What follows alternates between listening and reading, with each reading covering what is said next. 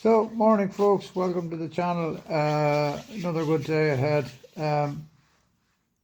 Lots of stuff happening.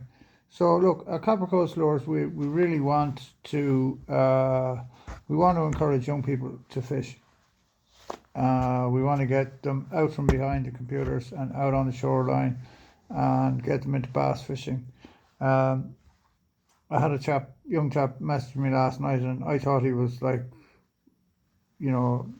older or whatever, and he was like, "Oh, I want to learn how to fish. Can you help me out?" And I was like, "Yeah, it's X number of euros for X number of hours." And he was like, "Oh, Jesus, I have to pay." And I was like, "What's going on here?" And then he said, "I'm only a young fella." All right. Okay, that's a different thing. Like, I don't expect you to have the kind of money I'm looking for. So I said I'll just bring him, right, and show him a few things. And then I got thinking about it. And so most shops or whatever have like somebody who promotes their brand or whatever. So I got on to a little guy, Charlie the Angler. If you don't follow him on Instagram, give him a follow. He's a fantastic little angler. He won a competition last year. He got himself an X1 and a Stratic and some bits and bobs off me. So I got a hold of Charlie and I asked him would he be the youth ambassador for Copper Coast Lures. So he'll be testing lures for me and we'll get him well kitted out with everything he needs, a new bag, boxes, some lures, all that stuff, all the stuff that grown-ups get, right? Because I think more so than anything, seeing someone their own age, and he'll be in touch with those guys and everything, and he is a great angler. Look, I think he said double finger bass. If not, he certainly had one that was pretty close. He fishes with a very good friend of mine, Emlyn O'Toole, who's very quietly an exceptional angler, like really spot on the money. So that's just one little announcement, and well done, Charlie. Like he's getting that position on merit. Like he deserves it. He like the stuff he catches. He's in species contests. He lure fishes for bass. He bait fishes. He sent me pictures of big congers. He's rays. He's at all sorts of little stuff doing the LRF. He does it all. He's just a class little. He's the future, right? And we need to encourage those kids and get them up and out and fishing and all the rest, right? So Charlie's going to do that for Copper Coast Lures. Like rather than give somebody who can all, we're grown men, we can afford to pay our own way. I'd rather give something to somebody who has, is not going to be able to afford a lot of the tackle because he's in school and stuff. So yeah. So and I just think it's a good way to go about things, right? So there's that. I wanted to talk a bit about tackle this morning, just a small bit about method and stuff. So hang on one sec. So I wanted to talk a bit about, first off, soft plastic fishing, right? Because I've noticed that for some reason the Xlayer has gone out of fashion, right? I have no idea why. It's one of my most successful baits, right? Now, I don't claim to be an expert or anything, and I certainly don't catch the most bass in the country, but I catch a few. And I get some good ones, and I get a lot of them on the Xlayer, and I always have since the very first day I fished them. So that is the 4.5-inch IU, right? See, there's a dog hair on it.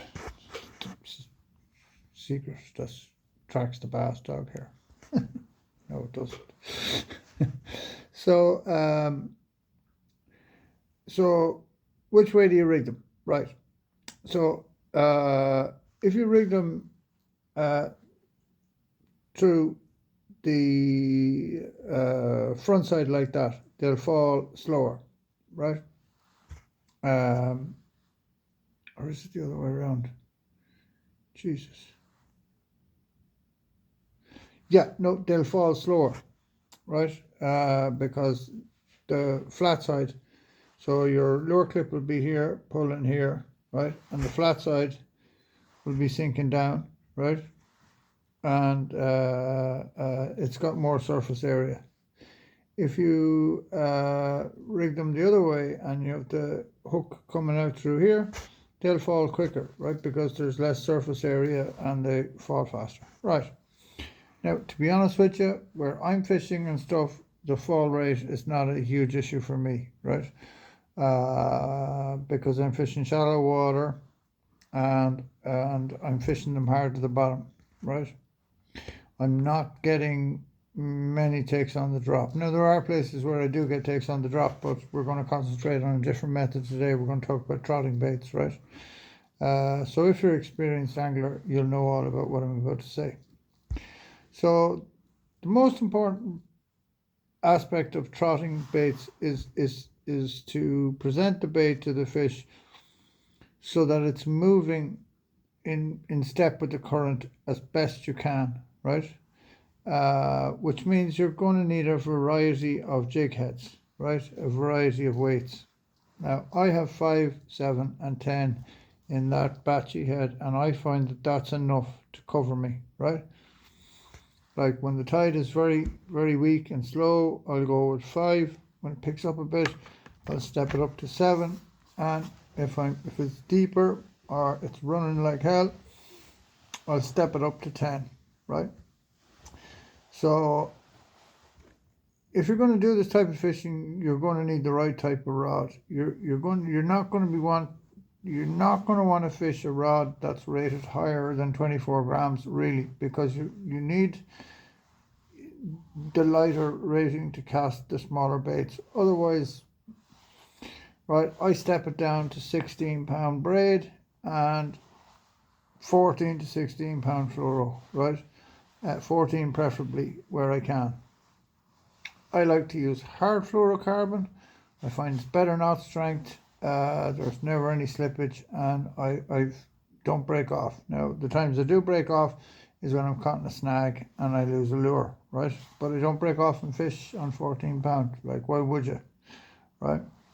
And there are a number of baits, right, that seem to have people have either forgotten about or they just never got talked about enough in this country, and people didn't realize how effective they were. But look at that. Like, I'll do some YouTube footage, some GoPro footage of that in the water, right, on a batchy head. I mean, look how soft it is. Now, granted, right, when they're soft like that, you know, they don't last, you know, a few fish and it's gone. But it's mega bass. I mean, you can smell the scent in it. It's got that lovely aniseed.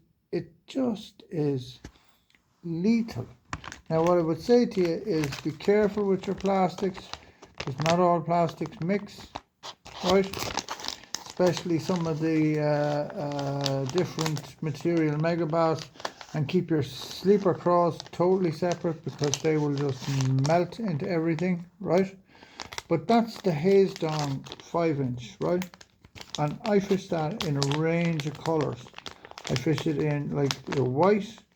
I fish it in Aurora Shad, which is, I haven't got it here to show you, but it's a really nice, I don't think I have. No, I haven't. It's a really nice, natural looking colour. And then I fish it in what they call hot pink, right, which is literally really bright pink. And particularly at night, it does fantastic, right? So to trot them, you're casting back up the current, right? And like if you picture yourself standing at the riverbank with the river flowing straight past you, right? The estuary, stream or channel, right? See, cast back up, probably at 45 degrees or so, and work that backwater behind you too.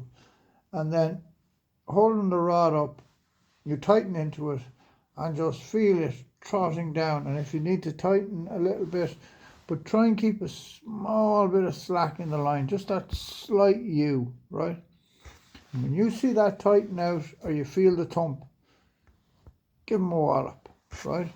Like the two most important things that you put in the water, and you'll hear me say this over and over again, are your lure and your leader. The rest of it, the fish don't ever, fish don't know whether you have an N70 or a favorite X1, right? So I think it's a method that's underemployed, right?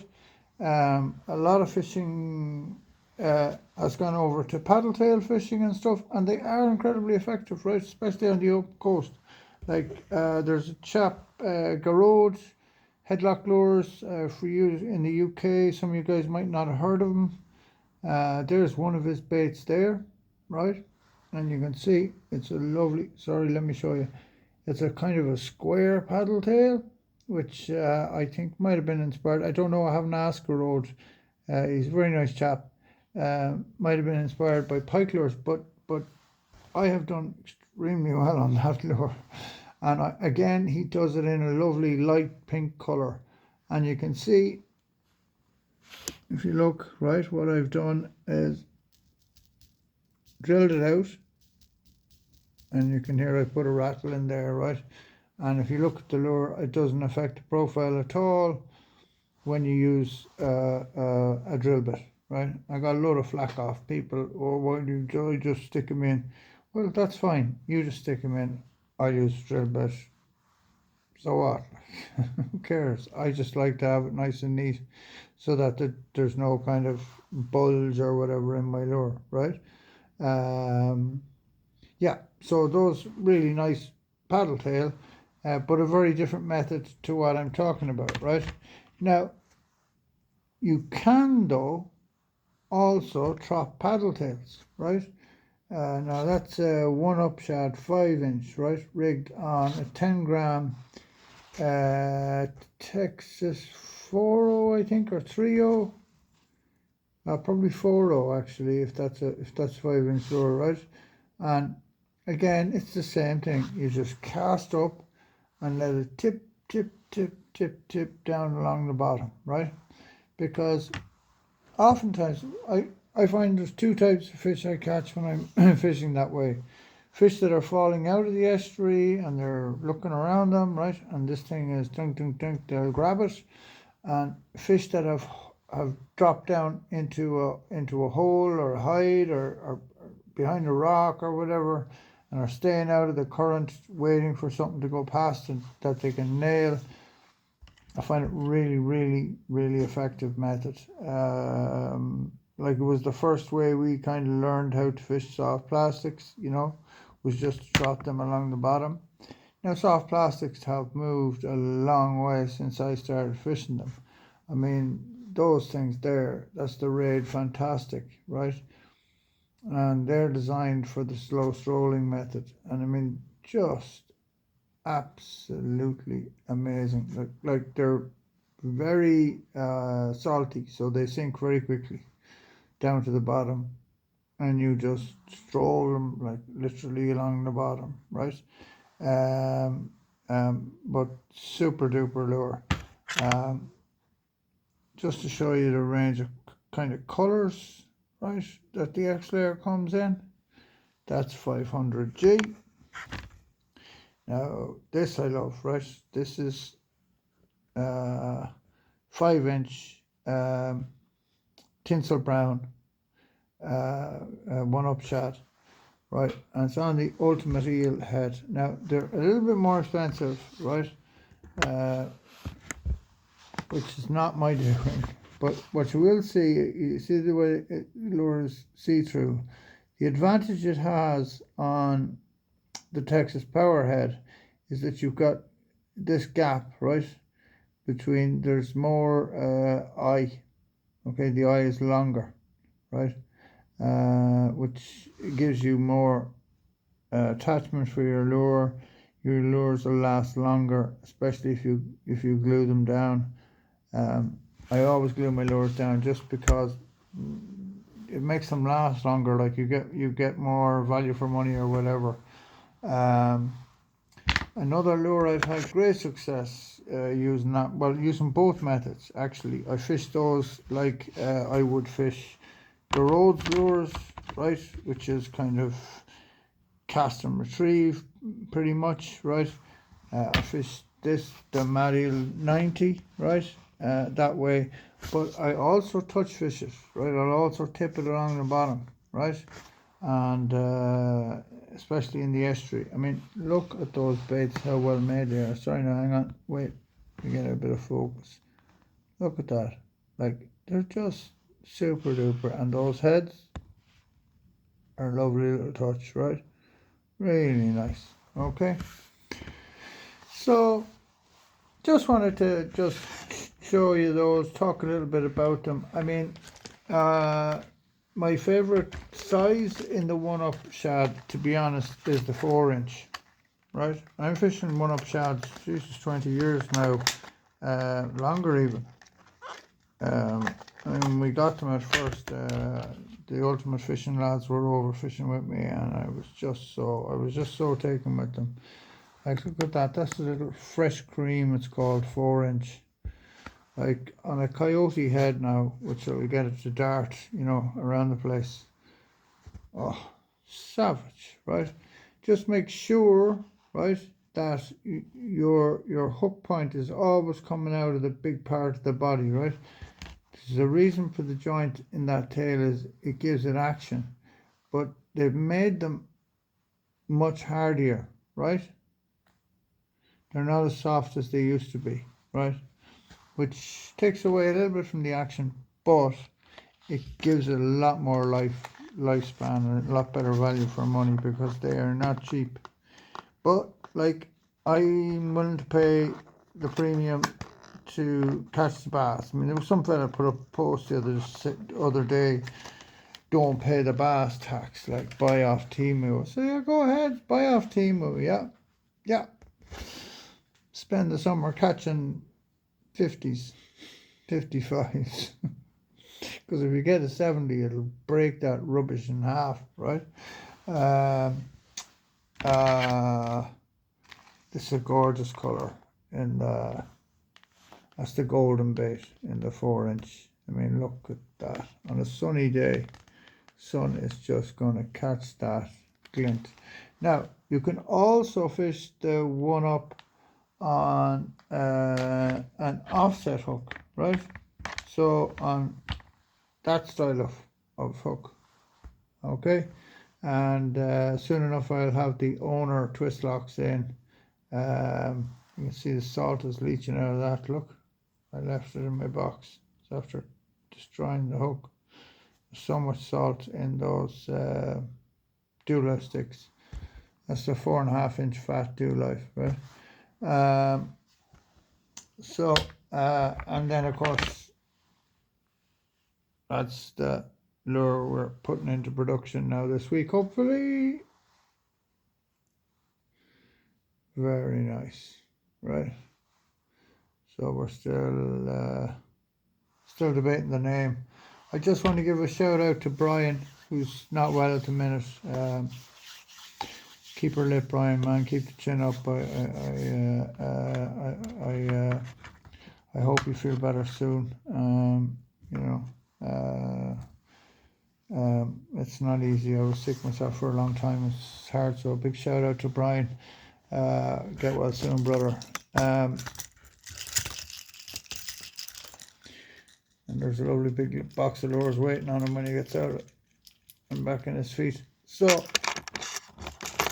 in terms of surface lures, what we have in at the minute, that's the Duo Realis 110, right?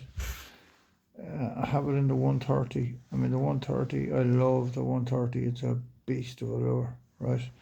I mean, just lovely, natural, translucent body, like that's a fish collar, right? We obviously have, I have a whole bunch of pachinkos from the 100 right up to 125, 140, right? Loads of different varieties of colours and James was here last night, James Quinn, lovely chap. And when he seen this lure here, he lit up like a Christmas tree. So that's the Feed Shallow 128. Have you ever seen a better imitation of a smelt? Like it's even got that little dark patch on the head that they have, right? You ever catch river smelt? Like go fishing for them? I use them as bait for pike, and the river here is full of them. You can go up into the streams up near Waterford City and you'd fill a bucket and you'd fill enough for a pike session in an hour or two. So, just cracking. And the Feed Shallow, right? And the daddy of them all then, the DC-12. I mean, man, what a lure, right? That blows my mind, takes me back, man, so far, blows my mind.